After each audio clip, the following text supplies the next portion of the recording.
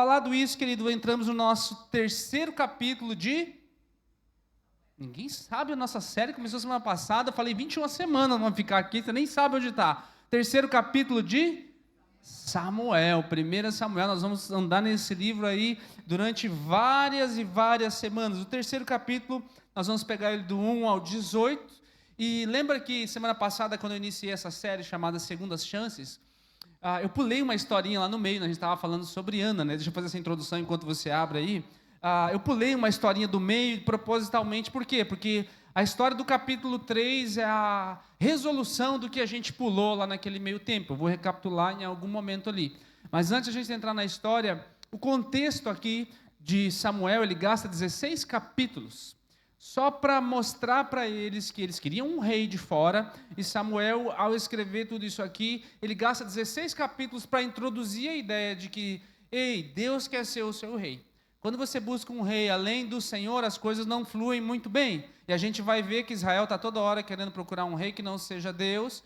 E nós vimos na semana passada que Ana, abrindo essa história, ela queria a fonte de felicidade, segurança e alegria, né? Ou identidade, melhor dizendo, no filho. E aí nós vimos que nós, talvez não sejamos assim hoje, mas a gente deposita a fonte dessas três coisas em coisas, no corpo, enfim, tantas outras coisas. E agora nós entramos no capítulo 3, que é uma palavra de julgamento, é um pesar sobre algumas situações que Deus estava vendo, não deixou passar, e agora chegou um momento, ainda não da execução, mas pelo menos da anunciação. Isso traz-nos a ideia de líderes. Eu queria contextualizar isso, antes de a gente entrar no texto, baseado naquilo que a gente está vivendo hoje como país, né? Há algo inspirador, sempre na história, em líderes que são altruístas, em líderes que colocam os interesses do povo acima dos seus próprios. Sempre que um líder desse tipo surge ao longo da história, ele inspira muitas pessoas.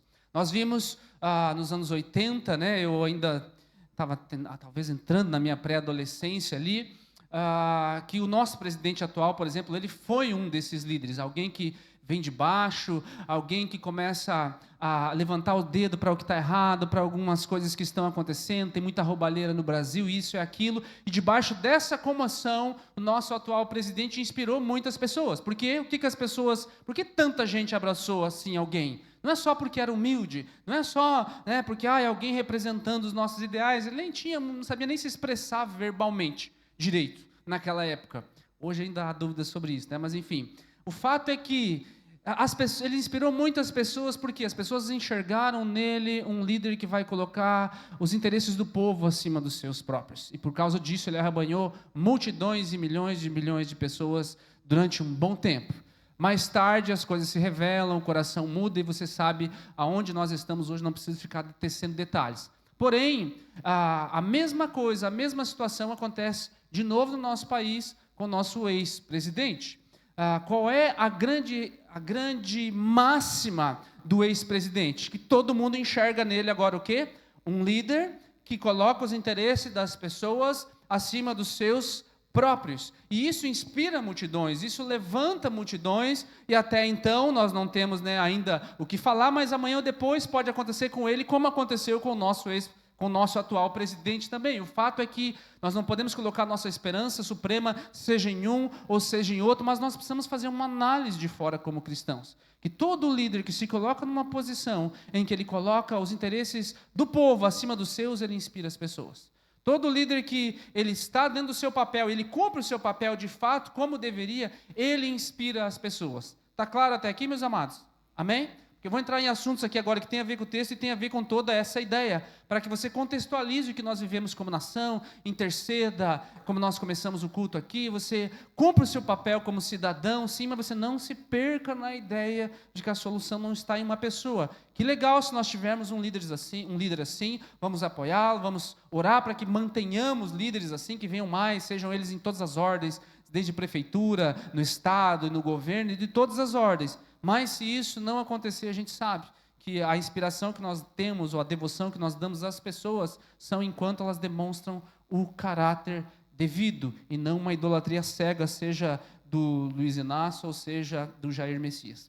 Amém? Glória a Deus. Samuel, capítulo 3, verso 1. O menino Samuel, lembra de quem que veio? Ana estava pedindo, chegou o menino e consagrou o Senhor. Servia o Senhor diante de Eli. Naqueles dias, a palavra do Senhor era muito rara. As visões não eram frequentes. Certo dia, o sacerdote Eli, cujos olhos já começavam a escurecer-se, a ponto de não poder ver, estava deitado no seu lugar de costume. Eu vou fazendo algumas pausas aqui.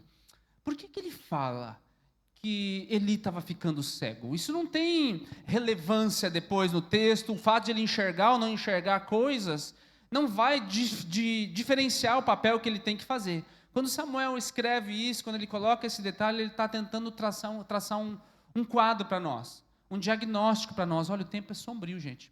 E é mais ou menos assim como Eli, que devia ter lá, de repente, ali entre 70 e 80 anos.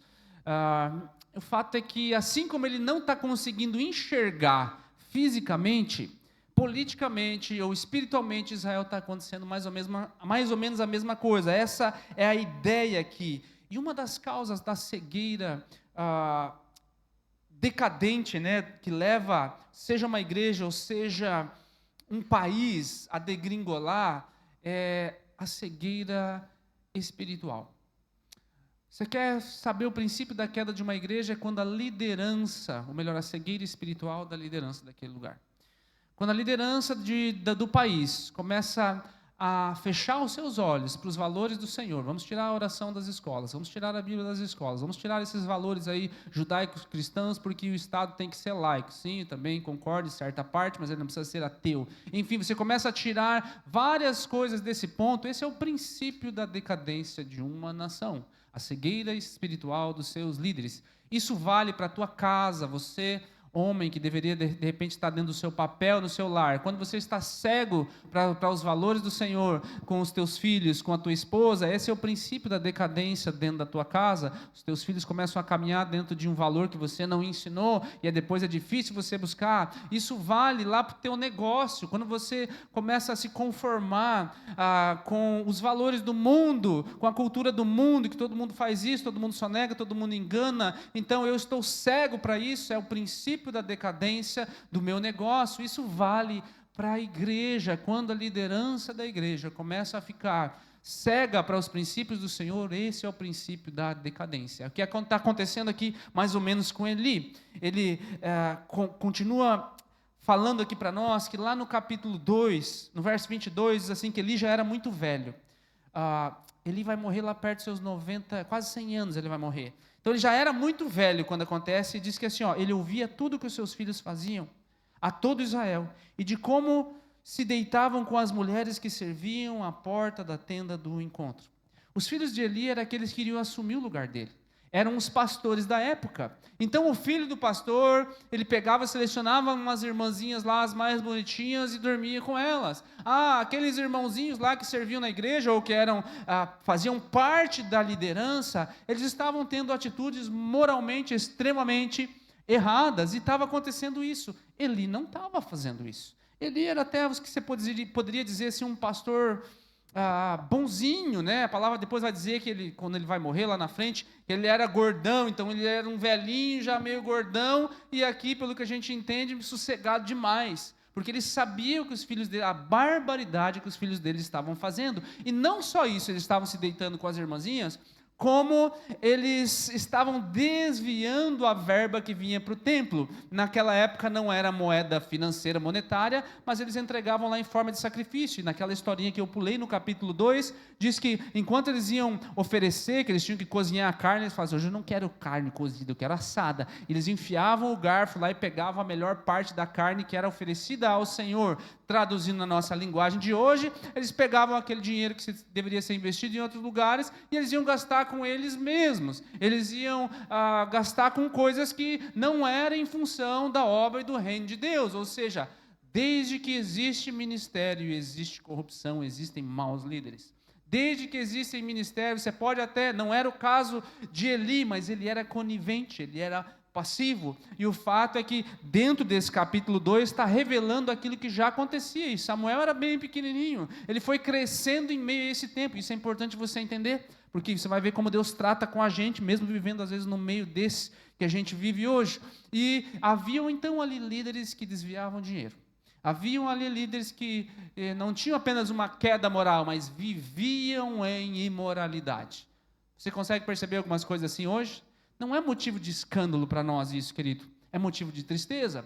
Hoje, evidentemente, por causa do Instagram e das redes sociais, nós vemos isso, essas notícias com mais frequência. Talvez uma das que tem mais abalado os dias de hoje seja lá do pessoal da IHOP dos Estados Unidos, né? Um homem que durante décadas levantou um movimento de oração e hoje está lá respondendo a um processo de abuso sexual de pessoas. Isso nos entristece, isso fere o nosso coração, mas eu quero que você entenda que fere muito mais o coração de Deus. Mas eu quero que você entenda também que essa não é a realidade da maior parte da Igreja de Cristo.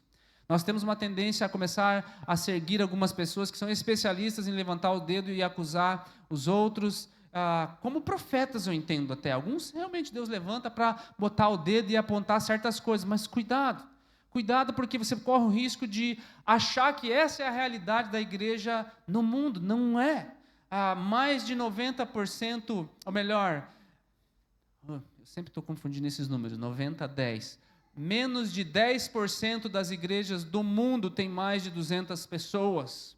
Entenda então que a maior parte da igreja de Cristo no planeta não está nos grandes templos, não está lá com milhões, os líderes dessas igrejas não estão com milhões de pessoas seguindo elas no Instagram. Essa minoria que aparentemente faz um barulho bem grande, que representam as grandes igrejas, não representa a maior parte da igreja de Cristo. E quando a gente começa a olhar e ver essas acusações que são necessárias, que é necessário expor, mas você tem a ilusão de que não está tudo errado, está tudo estragado, porque olha aqui o que aconteceu, olha lá o que aconteceu. Não, querido, milhões e milhões e milhões de pessoas, uma igreja de milhões e milhões de pessoas está na China, não tem uma placa, não tem um lugar para eles se reunirem, milhões de pessoas estão lá, com milhões de pastores fiéis, devotos, dando a vida, cuidando daquelas pessoas. Milhões e milhões de pessoas na Índia, debaixo de toda aquela idolatria que você conhece, um dos países mais populosos do mundo, diz as estatísticas que vai passar a China em algum momento. Esse país, existem milhões e milhões de cristãos também escondidos e perseguidos, que estão servindo a Deus debaixo de uma liderança totalmente altruísta, pessoas dando a vida, não ganhando nada em contra, nada a favor, senão perseguição. Essa é a igreja de Cristo espalhada na terra, você entende? Nós aqui no Brasil, existem centenas e centenas de igrejas com pastores lá cuidando de 50, 100, 200 pessoas, entregando a vida, sem ter mais do que 1000 seguidores no Instagram, e eles representam a igreja de Cristo, amém? Você entende? Você faz parte de um lugar assim? É isso que nós temos que entender. Qual é o quadro? O quadro não é simplesmente, olha aqui como está errado, olha aqui como existe imoralidade, olha como esse líder aqui caiu, olha o tipo que está a igreja. Não é esse o fato. Agora, guarde isso com você. Deus não vai deixar isso aqui barato. Não olhe, porque isso é algo muito sério. Desde que existiu o ministério, isso aí aconteceu. E qual é o problema dos líderes? Que é onde eu quero trazer para nós também. O problema é que ele não repreendeu o que deveria ser repreendido. Por isso que eu falei, tem o seu valor aqueles que só ficam, os profetas do caos, ficam só falando caos, eles têm o seu valor também, só tem que cuidar para não fazer o diagnóstico do todo baseado neles. O verso 30 do capítulo 2, que eu pulei na semana passada, Deus fala assim, honrarei aqueles que me honram, desprezarei os que me desprezam, eis que vem dias em que acabarei com o seu poder e com o poder da casa do teu pai. No 35 ele termina assim, levantarei para mim um sacerdote fiel, que agirá de acordo com o meu coração e o meu pensamento. De quem que ele está falando aqui? Samuel, que ia vir na sequência. Mas o fato é que Deus está vendo. E Deus vai pesar a mão dele sobre quem? Sobre o líder que viu e não fez nada. Eli, ele não fez nada disso, ele não tem culpa. Na posição que ele está, ele tem culpa sim. Deus vai julgar a casa dele. Vamos voltar agora para o nosso capítulo 3, verso 3, continuando. A lâmpada de Deus ainda não se havia apagado, o que significa que tinha um vislumbre ali da presença de Deus. E Samuel estava deitado no santuário do Senhor, onde se encontrava a arca de Deus. A arca de Deus aqui é aquela arca que você viu lá no Indiana Jones, tá? A ideia aqui que a arca da aliança do Senhor, ela representava a presença do Senhor. E aqui tem um paralelo. Por que ele coloca esse tipo de detalhe? Isso não faz muita diferença no que vai acontecer aqui. O fato é que é um menino. É alguém novo, é alguém devoto, é alguém de coração sincero, mas ele está vivendo debaixo de um governo corrupto, de uma liderança dentro da igreja dele imoral. Porém, o que você precisa saber se você estiver vivendo ou se sentindo assim? vivendo nesse país, ou às vezes em alguns lugares que você viu que não aqui, em nome de Jesus. Você só precisa dormir e descansar do lado da presença do Senhor. Quando Samuel ele está lá no meio dessa corrupção toda, dessa imoralidade toda, qual é o foco que ele coloca aqui? O menino Samuel, ele dorme do ladinho da presença do Senhor. Por isso talvez você se sinta oprimido no teu trabalho. Você vê coisas injustas lá. Você talvez, não no teu ambiente, no teu local de trabalho especificamente, mas no teu ambiente de negócio. Vocês aí, adolescentes que estão na escola, ou os jovens que estão na faculdade, vocês sabem do que eu estou falando. É difícil viver o que vocês vivem. É difícil conviver naquele meio, tem tanta ideia diferente, e é todo mundo cheio de si, cheio de argumento, e você vê coisas absurdamente erradas sendo tratadas como levianas. Não se iludam. Lá na frente haverá um preço a ser pago. Lá na frente, sabe, Deus vai trazer luz àquilo que está escondido. O que vocês precisam se concentrar, principalmente vocês jovens? Continue dormindo do ladinho da presença do Senhor. Ainda que você está no meio de um lugar assim, ainda que você está no meio de um lugar promíscuo, ainda que você está no meio de um lugar onde aqueles que deveriam trazer a fonte da certeza, que aqui no caso era o pastor, ou o teu chefe, ou o teu presidente, ou o teu deputado, quem quer que seja figura de liderança sobre a tua vida, às vezes até o teu pai, a tua mãe, aquela pessoa que você deveria se espelhar, ainda que eles se corrompam, a tua única certeza para você saber que Deus vai continuar falando contigo, como Ele vai chamar Samuel, é dormir do lado da presença do Senhor. Deus não vai deixar isso ficar por muito tempo, e vai chegar o momento certo, Ele vai chamar a tua atenção, e é o que acontece aqui no verso 4, então o Senhor chamou Samuel, e ele respondeu, isso aqui é de noite gente, é de madrugada, aqui estou, quem que está me chamando, quem que está me chamando? Verso 5, ele correu até Eli e disse, aqui estou, o Senhor me chamou? Eli porém disse, eu não chamei, volte e deite-se, ele foi e se deitou. Aqui é um verso bem rápido, mas vamos imaginar a cena. É um senhor meio velho, já é velhinho, gordinho, então devia estar roncando, né, cansado, está lá, não está muito aí com a vida, não está enxergando nada, né? Você que é pai, já teve essa experiência? Meio da madrugada, de repente aparece 2 olhão assim na tua frente, mãe, quero mamar. A Isa não fazia muito isso, cadê o Pedro? Mas o Pedro já várias vezes me assustava, o que é isso, rapaz? Apareceu do nada aqui.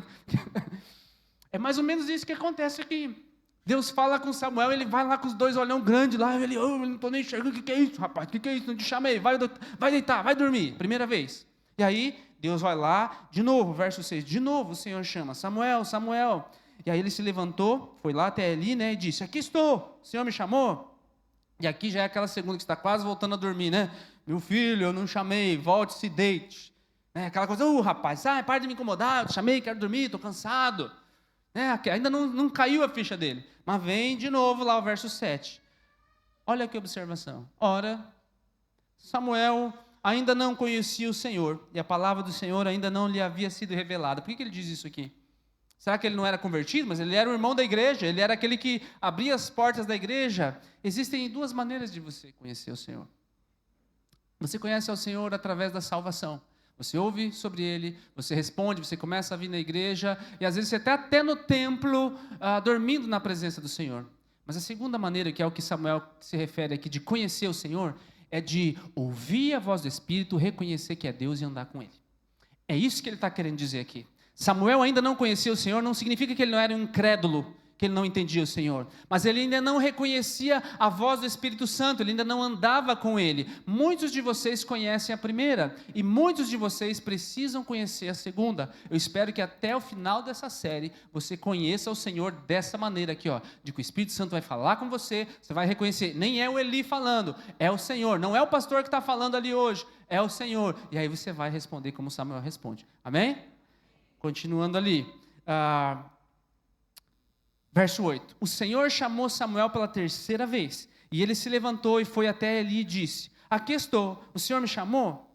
Eli percebeu que era o Senhor chamando o menino, fazia tempo que ele não reconhecia mais como era o Senhor, fazia tempo que Eli já passou por isso, talvez Eli se lembrou, poxa, o Senhor me acordava de madrugada, o Senhor me chamava, o Senhor falava comigo, era assim que ele falava, e agora ele está chamando o menino, e aí ele dá a instrução, vá, deite-se, e se ele o chamar, diga assim, fala Senhor, pois o teu servo ouve. Eu acredito que essas foram as frases que talvez Eli falou lá no começo do ministério dele. Talvez essa foi a frase que Eli falou lá no começo da caminhada com Deus, mas ele se perdeu ao longo do processo. Ele não se tornou imoral, ele não se tornou corrupto, ele não desviou o dinheiro do templo, mas na posição que ele ocupou, ele não fez o que ele precisava fazer. Ele era um cristão no trabalho dele. Ele ouviu a Deus, ele falou, ele evangelizou durante um tempo, mas agora ele não está mais preocupado se as pessoas estão se perdendo ao redor dele. Ele está preocupado só em manter a posição dele. Ele está preocupado agora só com as vistas, e a gente às vezes faz a mesma coisa. E não estou falando só de ministério, estou falando da tua vida como cristão. Talvez você caminhou já há muito tempo, você foi como Eli, Deus falava contigo, estava atento, você percebia, mas agora você está preocupado em manter aquilo que você conquistou na vida, então você vai abrir mão de algumas coisas para você manter o teu padrão de vida, o teu estilo de vida, e não tem nenhum problema nisso. O problema é que as coisas que você primeiro pensa em abrir mão são as coisas de Deus, não são as outras coisas. Não é o meu tempo de lazer, não é o meu tempo de férias, não é o meu tempo de outras coisas, as coisas de Deus são as primeiras coisas que eu quero abandonar para manter agora o padrão que eu tenho hoje. Eu esqueço que lá no começo eu não fazia isso. Lá no começo, quando o Senhor falava comigo, eu de prontidão, fala, Senhor, que eu estou ouvindo. Onde o Senhor quer me mandar? O que o Senhor quer fazer? Eu não perguntava se eu estava cansado, eu não perguntava se eu tinha ou não tinha tempo, se ia dar ou não ia dar, eu simplesmente cria e obedecia. E agora ali faz uma coisa boa, ele lembra, ele ensina o menino Samuel. E aí Samuel, então o Senhor veio e ali esteve e chamou como das outras vezes, Samuel, Samuel. E ele respondeu, fala, porque o teu servo ouve. Agora, eu não vou ler todo do 11 ao 17 aqui para a gente ganhar tempo. Mas resumindo, o que é que Deus fala para ele? Garoto, é o seguinte, teu primeiro sermão, tua primeira palavra, tua primeira profecia. Como é que foi o primeiro trabalho que você teve que apresentar na escola? Como é que foi, talvez você aí que já participou de um pequeno grupo, a primeira palavra que você teve que trazer lá naquele pequeno grupo? Você de certo preparou uma palavra legal, alegre, que o pessoal se sentisse feliz. Teu primeiro trabalho da escola, talvez foi para uma coisa que você se interessasse e você sentiu medo e vergonha. A minha primeira pregação foi numa gincana de jovens, lá em Curitiba, eu devia ter uns 16, 17 anos, e não foi uma palavra muito boa, eu acredito. Eu acho que eu falei até sobre oração e jejum, alguma coisa assim, mas eu acredito que não foi muito boa. Era a minha primeira. Por que eu estou falando isso? Porque a primeira palavra de Samuel é uma patada. A primeira é assim, vai lá e fala para o teu líder, para o teu pastor, que os filhos deles vão morrer, e no mesmo dia ele vai morrer, e a presença de Deus vai ser retirada do ministério dele. Será que você teria coragem de falar? Por que Deus fala isso na primeira vez? Porque as palavras de Samuel, na sequência, o futuro dele ia depender se ele ia ter coragem de falar o que é necessário ser falado, o que é conveniente. Porque lembra, está uma corrupção. Deus coloca esse político no meio da corrupção e dá uma opção para ver se ele vai se manter fiel ou não. Deus coloca esse novo funcionário nesse ambiente de prostituição e luxúria, fazendo algumas vendas e prosperando, mas ele quer saber se ele vai se manter fiel diante daquilo ou não. Deus te coloca, às vezes, no meio de um lugar estranho. E Ele quer saber se você está de fato querendo dizer assim, Senhor, fala que eu estou te ouvindo, eu quero fazer. E aí, isso me remete a nós aqui, a nossa igreja, querido. Você precisa orar.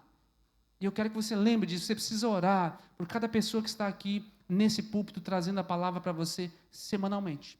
Para que nenhuma delas, evidentemente eu trago a maior parte, mas para que em nenhum momento ela venha trazer aquilo que é conivente para as pessoas, não o que as pessoas precisam ouvir. Toda semana eu tenho a tentação de ficar escolhendo se eu vou dizer aquilo que você gostaria de ouvir ou que você precisa ouvir. Toda semana eu tenho que fazer a escolha se eu vou dizer, se eu vou falar, eu vou tocar no assunto que não endossa a cultura que a gente está vivendo, vou tocar nesse assunto, como é o caso de Eli, porque isso pode ofender algumas pessoas. E aí esse dilema acontece constantemente. Agora, claro que o meu chamado é ser portador das boas novas, o teu também é? Amém? Só que aqui vem o seguinte, você precisa entender isso, que falar sobre as boas novas implica também falar sobre as más notícias, ou as duras verdades das más notícias. Acho que eu escrevi uma frase, Parte de compartilhar as boas notícias é dizer a verdade sobre as más notícias. Então, ao eu pregar as boas novas, eu não quero ser um profeta do caos, evidentemente, mas eu preciso falar em algum momento sobre as más notícias. Por isso que você precisa se concentrar em fazer orações para que o seu pastor se mantenha em ser um pregador fiel, ou se concentre em ser um pregador fiel do que um pregador popular. Amém? Você precisa orar para que o seu líder lá do pequeno grupo se concentre em ser um líder fiel do que se implique em ser um líder que agrade todas as pessoas. Você precisa orar para que o ambiente de trabalho em que você vive, as pessoas se concentrem em ser boas naquilo que fazem, no sentido de serem fiéis e corretas, mais do que serem conhecidas. Mas o fato é que hoje a gente vive um momento onde a gente ouve as pessoas que têm mais seguidores. A gente ouve as pessoas que têm mais volume. E como eu falei para vocês, existem centenas de milhares de pessoas fiéis que têm muita coisa boa para dizer, mas talvez elas tenham menos de 1000 seguidores. E a gente concentra a maior parte do nosso tempo naqueles que talvez começaram ontem, naqueles que talvez estão assim como Eli. Então, por favor, querido, ore por mim. Ore por cada pessoa que esteja aqui toda semana para que nós venhamos a nos concentrar em sermos fiéis à palavra de Deus, em pregar, às vezes, coisas que são doloridas para as pessoas. Eu vou resumir essa parte aqui, o verso 18 vai dizer assim, então Samuel lhe contou tudo, sem esconder nada, e Eli disse, Ele é o Senhor, que faça o que for bom aos olhos dele. Agora, apesar dos fracassos de Eli como líder, uma coisa ele sabia, não se ignora a palavra de Deus. Apesar de todos os fracassos que a gente tem na vida, querido, todas as quedas, sejam elas de qualquer ordem, que você já tenha tido com o Senhor, uma coisa você precisa colocar no teu coração, não se ignora a palavra de Deus, ainda que ela seja pesada, e para isso me remete à parte final dessa palavra, que é o que eu preciso saber sobre o meu chamado. Nós vamos concluir que todo mundo tem um chamado aqui, e a primeira coisa dentro desse assunto que nós estamos abordando, dentro desses versos que nós lemos aqui, é que você precisa se colocar num lugar onde você possa ouvir a dura verdade. Você quer entender o chamado de Deus para você? Amém? Se coloque num lugar onde você possa ouvir uma dura verdade. Deixa eu trazer isso para o teu casamento. Você quer crescer no teu casamento? Você precisa, deixa eu falar com os homens primeiro. Tem homens aí? Glória a Deus, matamos a pau as mulheres ali, né? De manhã o pessoal estava fraco, eu tive que mexer com o brio deles. Mas o fato é que, olha gente, homens, se você quiser crescer no teu casamento, se coloca num lugar onde você tem que ouvir a dura verdade da tua esposa. Isso significa sentar e falar assim, fala querida, pode me descascar. E aí você fica bem quietinho. As últimas 2 semanas eu e minha esposa tivemos uns momentos de atrito. E aí na volta, nós fomos para Curitiba, na volta, depois eu já ter feito um monte de coisa errada, falado lá umas coisas que ela não gostava, enfim, ficamos ali naquele rala-rola, não no bom sentido. Rola e rasga, melhor dizendo, né? Aí, na volta, assim, meu coração já estava mais quebrantado, e aí eu me coloquei nessa posição de ouvir a dura verdade. Pode falar. E ela me despedaçou, gente. Ela foi, porque você faz assim, você faz assado, às vezes você age assim como uma infantilidade da tua parte, aquilo. Ela foi me descendo a lei enquanto eu descia a serra ali, aqui embaixo. Mas eu estava disposto, eu tinha todas as respostinhas para ela. Estava na ponta da língua, mas eu não posso falar agora, porque eu preciso me colocar numa posição em que eu possa ouvir a dura verdade. Isso não vale só para os homens, vale também para as mulheres. Amém? Amém. 3 irmãs são agora. Vale para todos nós. Se você quer crescer no teu casamento, se coloque nessa posição. Senta, escolhe um momento e horário bem certinho, teu marido, se for inteligente, você vai agradar ele um monte, né?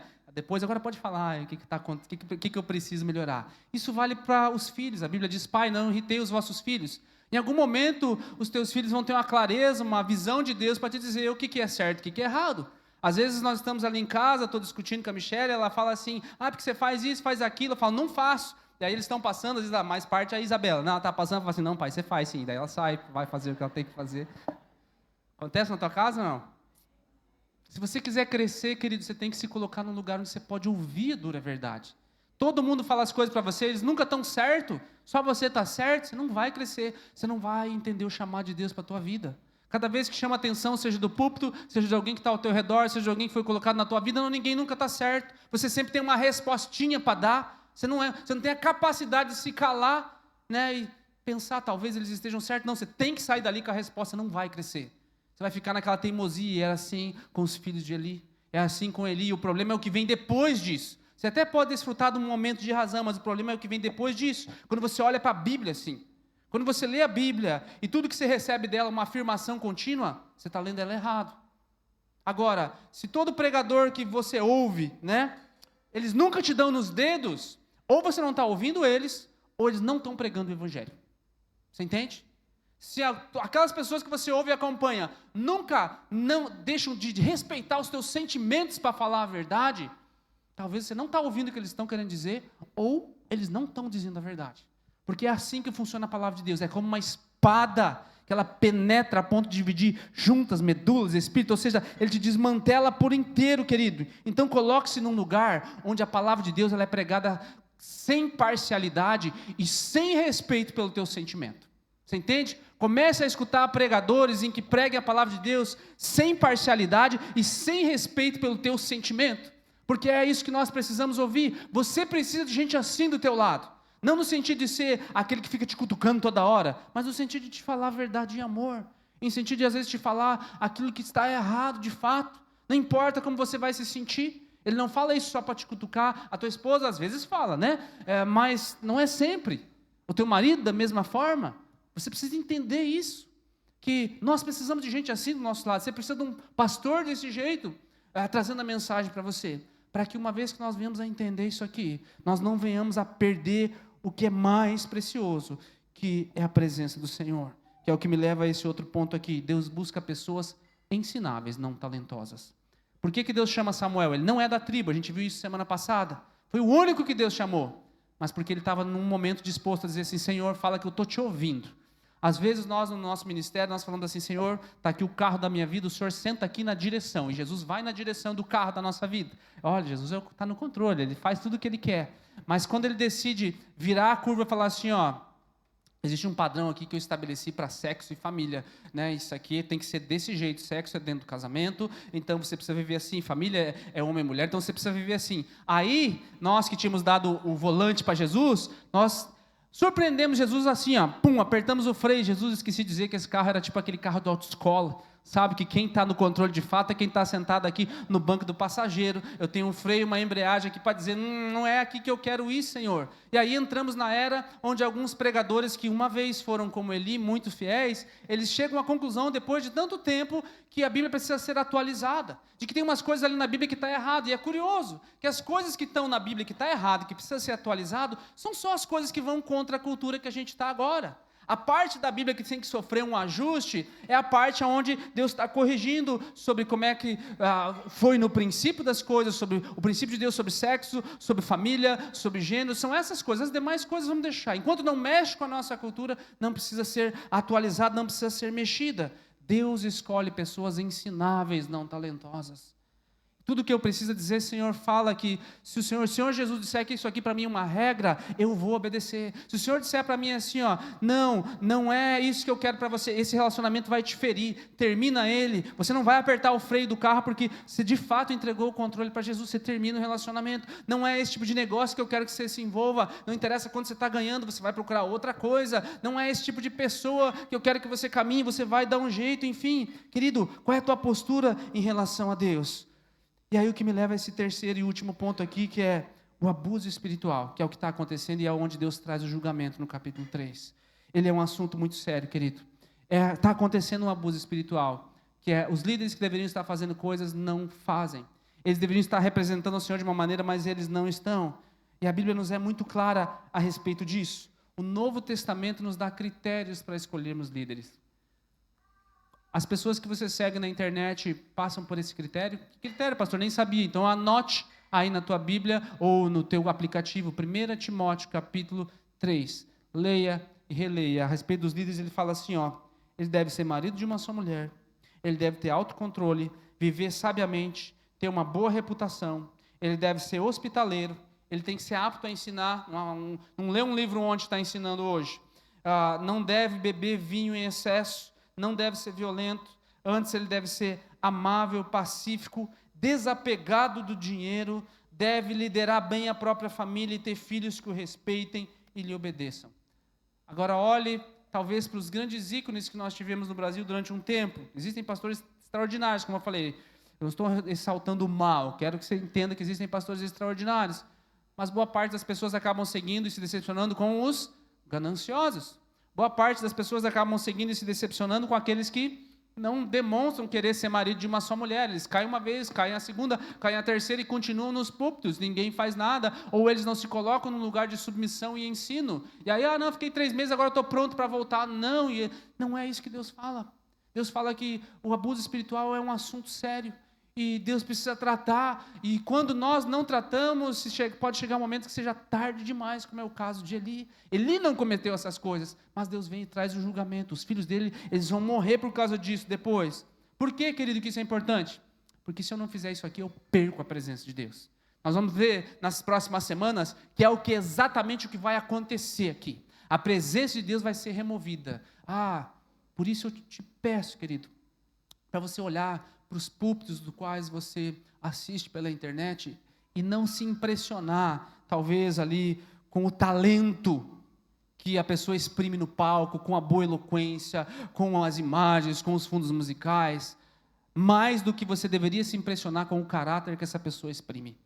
Porque às vezes nós nos impressionamos com a postura de palco, com as luzes, com a multidão que está ouvindo essa pessoa, e nós deixamos de lado o caráter dela. É o caráter que nos leva até o fim. É o caráter que sustenta o nosso ministério. Portanto, não desanime se talvez você começou a fazer lá uma live, algum programa ali para que abençoe as pessoas, mas nem muita gente te segue. Não se concentre nisso, meu amado. Nós temos aqui algo tão precioso que o Senhor coloca sobre nós. Sabe, a nossa igreja, ela é uma igreja que tem se espalhado aí, especial aqui pelo sul do país. Nós não somos tão grandes quanto denominações históricas e antigas, que já estão aí há centenas de anos. Porém, nós temos um conselho local, tudo aquilo que nós decidimos fazer, evidentemente nós temos uma autonomia, mas para eu tomar decisões grandes a respeito de dinheiro, a respeito de investimento, a respeito de qualquer coisa, eu preciso prestar contas a certas pessoas. Se amanhã depois eu vier ter uma queda moral, eu vier a sair dentro dessas qualidades de 1 Timóteo 3, existem pessoas sobre a minha vida para dizer se eu posso ou não posso permanecer nesse local, por quê? Nós temos muitas falhas, tem muitas coisas que a gente precisa crescer, a gente precisa amadurecer, nós estamos longe talvez de muitas outras que já têm mais, teoricamente, sucesso, porém nós nos concentramos naquilo que Deus colocou sobre nós. Sabe, nós não somos um lobo solitário, caminhando sem lenço, sem documento, vendo o que dá na telha do pastor e seguimos aquilo que ele quer. Não, nós caminhamos debaixo de uma interdependência, nós caminhamos debaixo de uma submissão, nós honramos aqueles que já trilharam esse caminho diante de nós. Eu não tenho a palavra final sobre tudo nessa igreja, e isso deve trazer consolo ao teu coração. Eu preciso permanecer fiel em algum momento, e se em algum momento eu não permanecer fiel, eu preciso me submeter, eu preciso olhar para as pessoas que estão acima de mim e me colocar numa posição onde Deus pode me restaurar, porque do contrário, eu corro o risco de acontecer o que aconteceu com Eli. Pode ser que a presença de Deus venha a ser retirada da minha vida de uma vez por todas. E o último, aceite o teu chamado. Deus tem um chamado para mim e para você. Amém?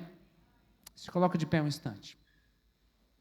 Deixa eu falar algo sobre isso para nós terminarmos. Existe um mito aqui,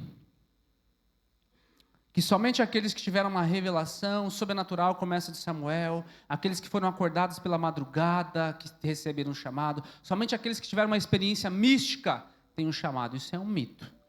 Se você é um cristão, você tem um chamado específico. Amém? Você tem um chamado específico. Mas a pergunta de boa parte das pessoas que volta e meia eu ouço é: pastor, como eu descubro o meu chamado? E eu vou te dar aqui 2 dicas simples.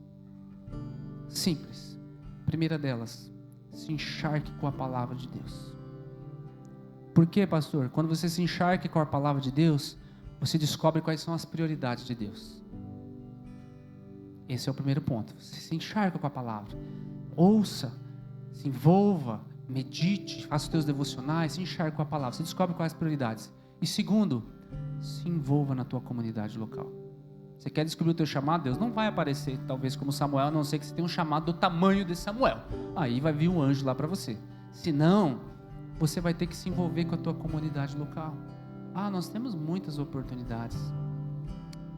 Tem o nosso encontro de imersão, né? Tá sempre lá recrutando voluntários. Você tem que tirar dinheiro do teu bolso para ir servir as pessoas. Isso é se envolver, né?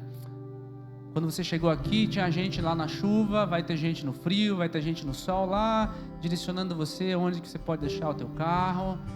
Tem gente lá cuidando e semeando a palavra de Deus para as nossas crianças. Agora, daqui a semana que vem, segunda-feira, nós iniciamos nosso impulso. Na outra semana nós já voltamos com os pequenos grupos. Toda semana tem gente abrindo as suas casas lá, se envolvendo com a comunidade local. Vai ter os eventos dos homens, o culto dos homens esse ano, das mulheres. Vai ter um monte de coisas aqui acontecendo. Tem tantas coisas ao nosso redor, querido. Alguns de vocês conhecem o Senhor no primeiro sentido. Você quer conhecer o Senhor no segundo, de ouvir a Deus? Se envolve com aquilo que está ao teu redor. Começa no teu pequeno grupo. Começa quando você vê uma necessidade na igreja, que não tem, está faltando, não tem ninguém fazendo isso. Levanta a tua mão, se oferece. E aí começa a se envolver com as pessoas. Você vai descobrir o teu chamado. Você vai descobrir uma paixão, alguma coisa que você é bom em fazer. Nem que seja, só algo que ninguém vê lá nos bastidores. Tem muitas pessoas aí que fazem algumas coisas aí em obra social, mas nós ainda não temos alguém que puxa o carro. A gente faz bastante coisas pontuais, mas ainda não massivamente. Por quê? Porque precisa de alguém que seja disposto a lidar com outras pessoas e fazer todo o resto. E tem várias outras áreas que você vê que nós precisamos crescer como comunidade. Quem é que vai fazer isso? É você. Dificilmente Deus vai olhar aqui para mim, mover o meu coração, olha, chama aquela pessoa lá para fazer isso. Às vezes acontece, mas não é o processo natural. O processo natural é que eu entenda qual é a prioridade de Deus. Deus já vai falar contigo, Ele já está falando contigo agora, é Ele que está te cutucando.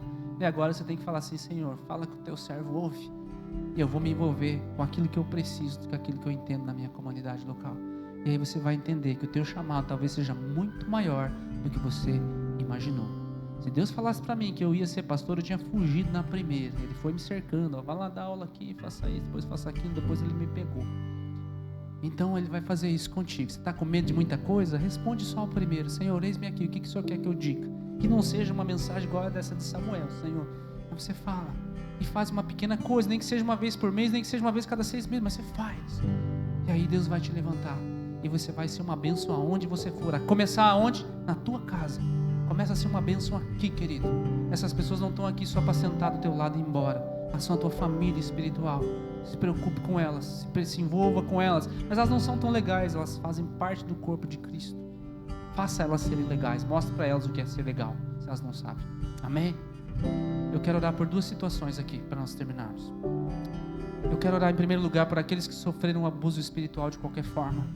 Talvez você veio de outra igreja, talvez você viu lá líderes corruptos ou moralmente falhos, que te feriram, que fez você desacreditar em novos líderes e novas pessoas. Talvez as pessoas lá atrás abusaram da tua boa vontade, estavam sobre você e te exigiam mais do que você podia dar. Talvez você foi enganado, talvez você doou tanto tempo e viu que aquelas pessoas não estavam fazendo nada que era a palavra de Deus, você se decepcionou. Eu quero orar por você nesse primeiro momento, para depois orar pelos chamados específicos. Se você é uma dessas pessoas aí, curva sua cabeça, feche seus olhos.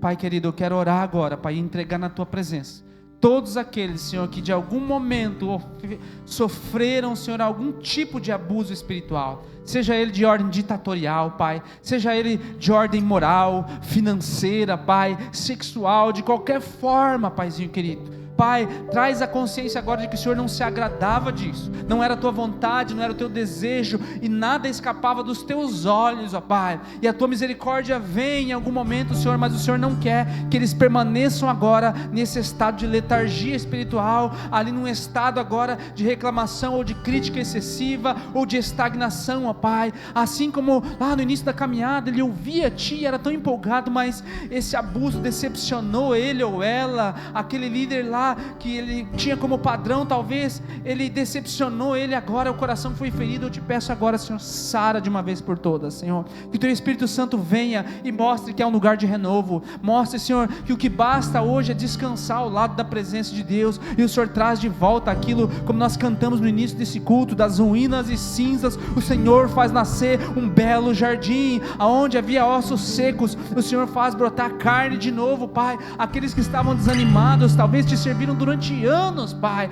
mas agora estão num momento em que não sabem o que fazer. Deus, restaura agora, Pai, toda ferida com pastores, com líderes, ó Pai, ou com figuras de liderança que eles tinham, sejam pais ou mães, ou chefes, ou qualquer outra ordem, Pai, professores, ó Pai.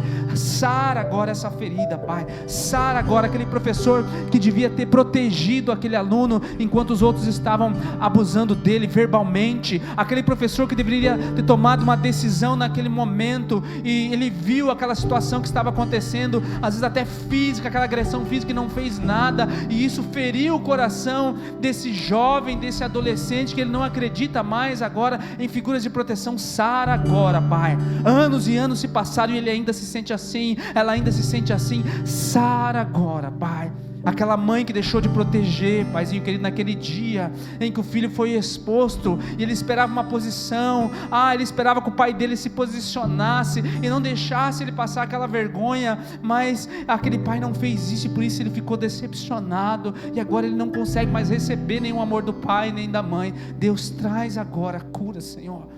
Pai, sara esse momento, que seja colocado aos pés da cruz, Senhor, para que haja cura nesse momento, de qualquer tipo de abuso, Senhor, de qualquer autoridade que em algum momento esteve sobre a nossa vida, Senhor.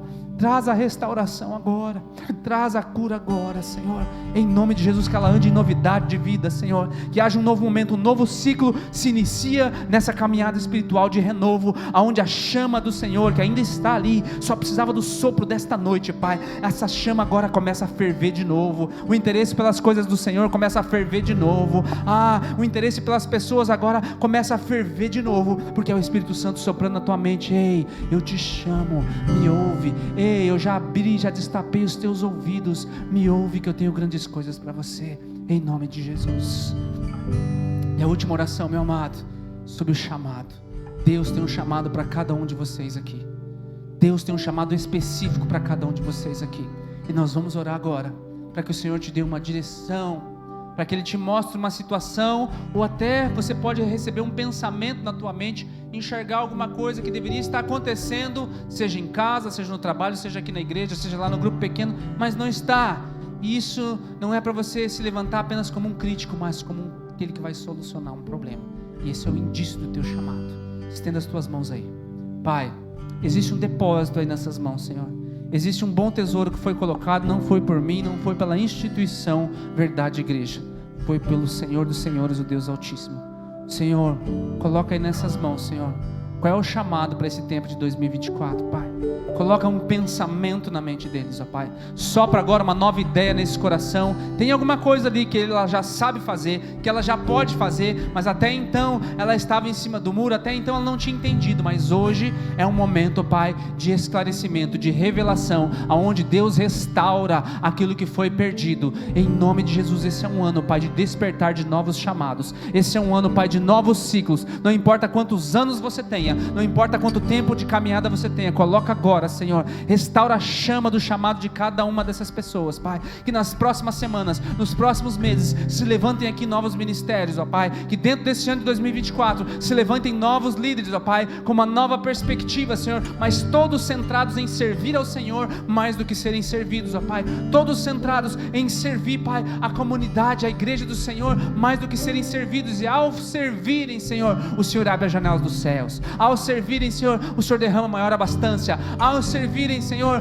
cura acontece nessa casa, Pai, ao servirem, Senhor, uma quebra de maldição acontece nessa empresa, Deus, em nome de Jesus, Pai, derrama sobre eles e confirma agora o chamado de cada um individualmente, especificamente aqui hoje, Pai, e nós colheremos grandes testemunhos a respeito do que aconteceu na noite de hoje, 25 de fevereiro de 2024, foi, Senhor, um início de uma quebra, de um novo ciclo, ó Pai, aonde o Senhor chamou de novo, e é o teu nome, Ele repete 2 vezes, e você diz: ei, Senhor, fala que o teu servo ouve. Senhor, fala que o teu servo ouve. Fala que os teus servos ouvem, em nome de Jesus. Você pode repetir isso comigo? Diga assim: Senhor, fala que o teu servo, diga o teu nome, ouve. Vamos dizer de novo? Senhor, fala, que o teu servo, aí você diz o teu nome, ouve, em nome de Jesus.